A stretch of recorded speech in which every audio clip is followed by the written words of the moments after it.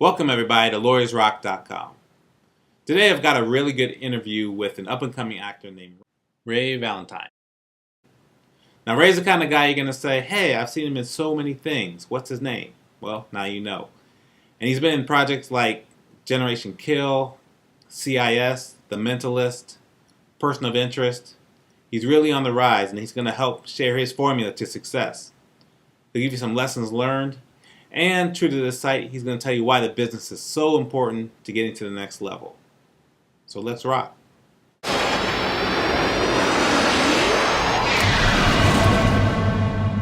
Ray, welcome to Lawyers Rock. I've given the audience a little bit background on you, but why don't you tell us a little bit more about yourself and what you've been up to? Well, I've been acting. I'm living out here in Los Angeles since 2006 and pursuing mostly television acting, some film as well, just staying busy as an actor. Looks like you built a solid career as an actor. What would you say is one of the toughest things you had to deal with when starting out? Toughest things I would say would probably having a solid team behind you. That's really what it comes down to. I mean, there's a lot of talent out in Los Angeles. I think probably the best talent comes out here to pursue television work, but it's really about having a good team behind you that believes in you as much as you believe in yourself to be able to really get in the door and be able to then showcase what you can actually offer. I think that's probably the challenge is finding that balance. What inspired you to become an actor in the first place? It was a thing I did. It actually found me. I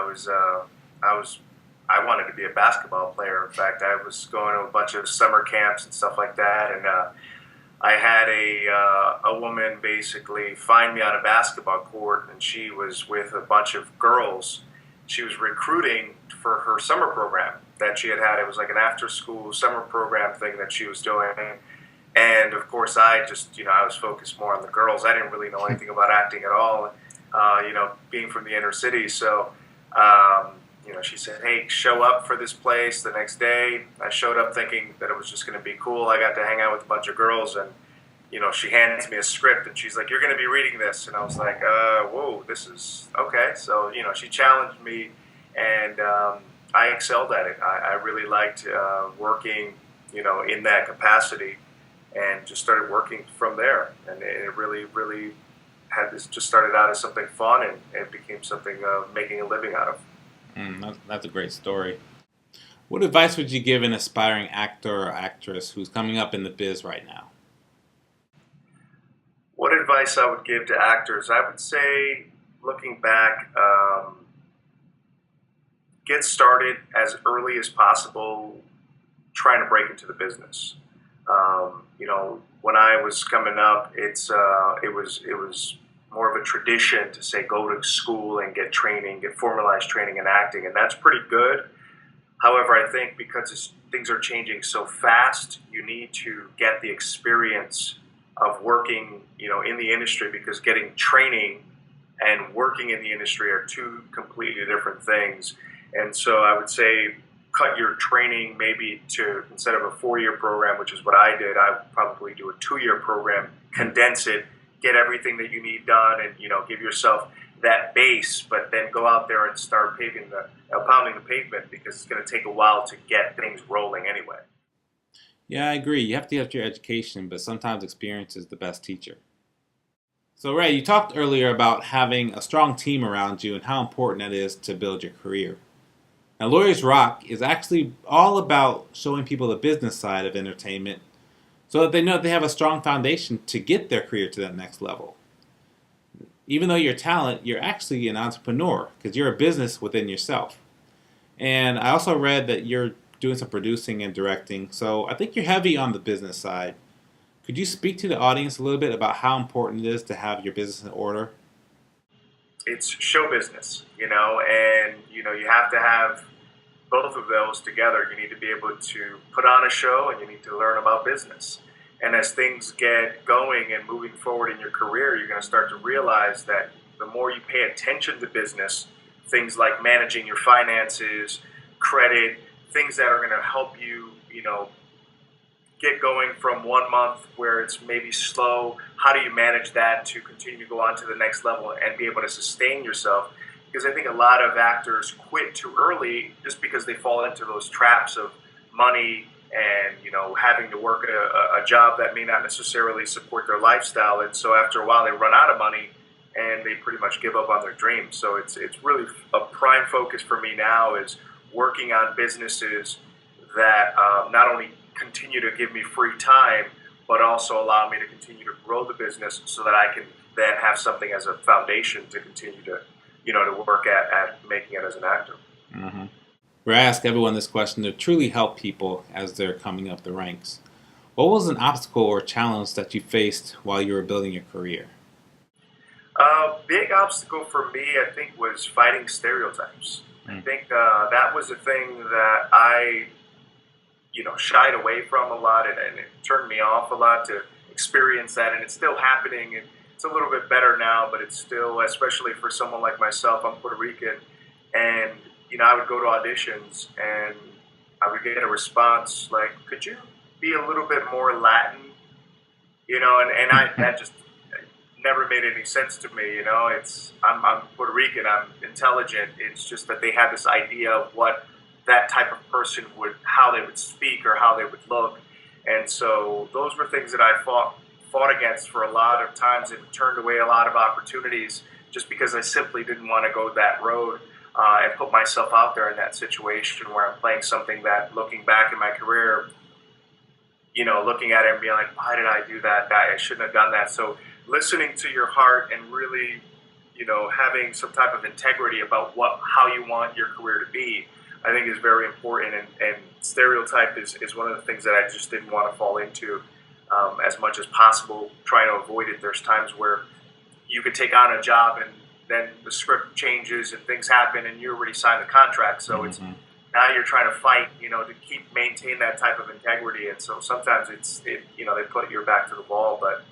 that was one of the main challenges, and I continue to face that challenge every day. Yeah, and what lessons have you learned since you've experienced that a lot? What do you do differently now?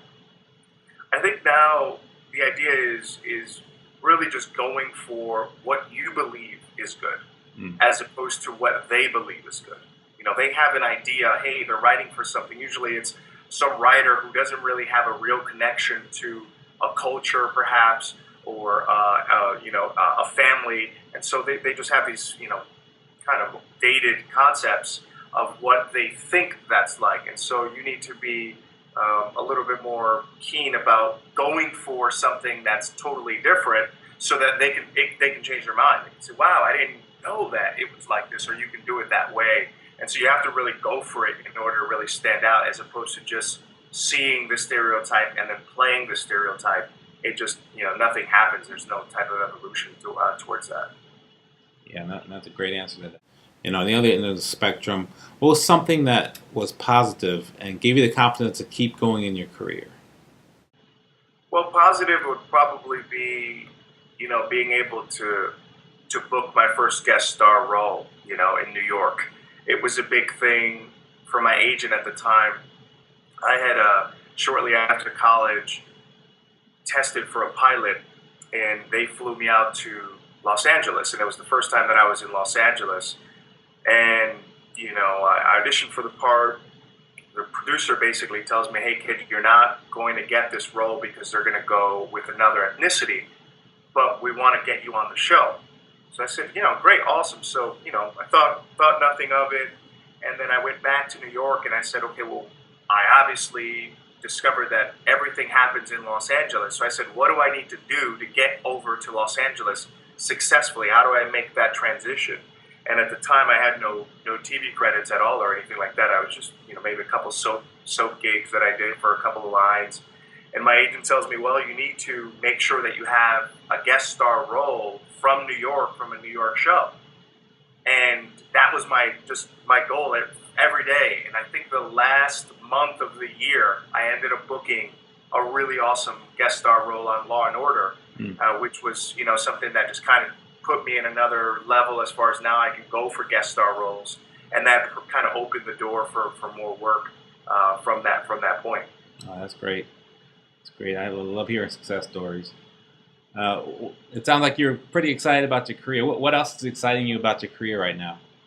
Now it's in a transition. Now I feel like I'm starting to get an idea of how things work, and more business wise, and the flow of the industry. And so in the summer it's pretty slow, but then things start picking up again. And so just getting excited at having that time to prepare and being able to kind of reinvent myself and grow as much as possible to prepare for the next season, and see what happens. Okay, no, that's great.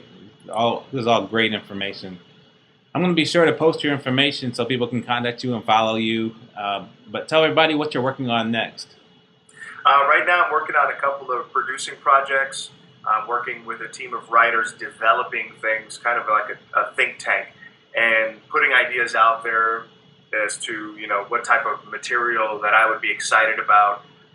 Leveraging some of my relationships that I have with other actors in the industry that are successful, and getting the conversation going. Because working in TV and film, most of TV is still very archaic, in the sense that they're not taking as many risks.